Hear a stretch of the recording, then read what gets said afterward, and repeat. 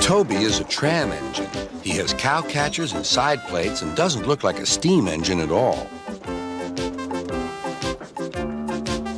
He takes freight cars from farms and villages to the main line and is cheerful to everyone he meets.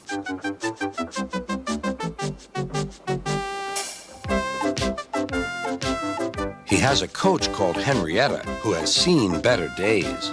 "It's not fair at all," she grumbles, remembering that she used to be full and 9 cars would rattle behind her.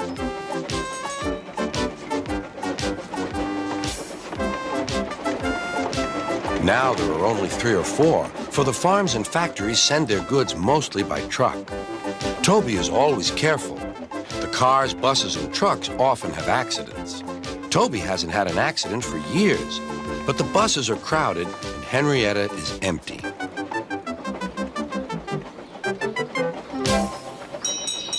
A lady and a stout gentleman stood on Toby's platform. He was, of course, Sir Topham Hatt, but Toby didn't know this yet. "Come on, grandfather," cried the children. "Do look at this engine." "That's a tram engine, Stephen," said Sir Topham Hatt. "Is it electric?" asked Bridget. "Whoosh!"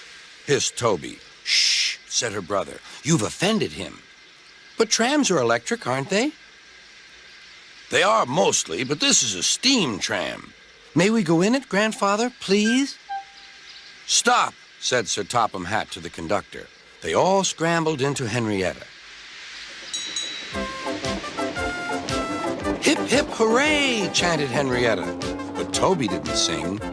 "Electric indeed, electric indeed," he snorted. He was proud of being a steam train. "What is your name?" asked Sir Topham Hatt. "Toby, sir." "Thank you, Toby, for a very nice ride." "Thank you, sir," said Toby. He felt better now. This gentleman, he thought, is a gentleman who knows how to speak to engines.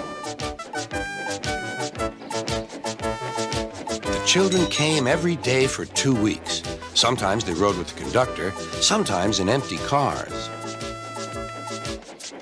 On the last day of all, the driver invited them into his cab. All were sorry when they had to go away.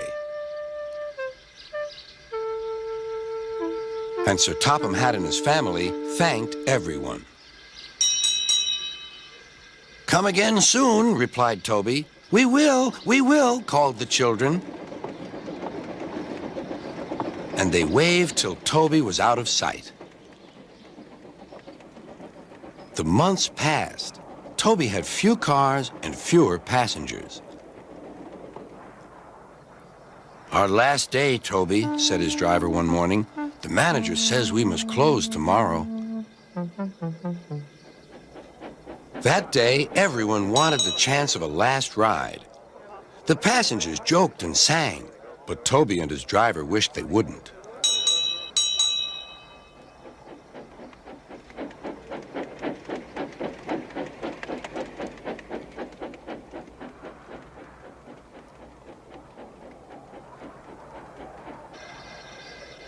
"Goodbye, Toby," said the passengers afterwards. "We're sorry your line is closing down."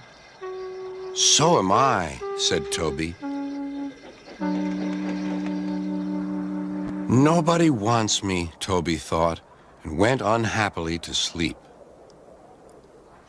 Next morning, the shed was flung open, and old Toby woke with a start to see his driver waving a piece of paper at him.